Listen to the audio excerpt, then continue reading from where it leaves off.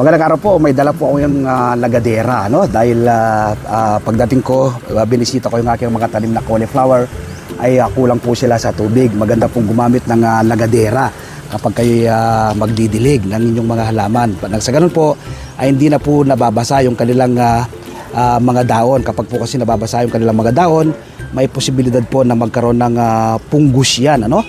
Lalo na po ngayon ay kasalukuyan silang naglalabas ng flower. Medyo masyelan po sila, no?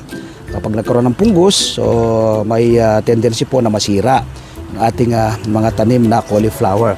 Ako po na-amaze sa aking mga tanim na cauliflower. Sabi po nila, sa upland area lang ito itinatanim, like Baguio City, Benguet, no, sa mga matataas na lugar at malalamig na lugar. Pero ako po nagtanim dito, napaganda po natin ang ating mga tanim na cauliflower at meron na nga pong may flower dyan na ready to harvest na, no?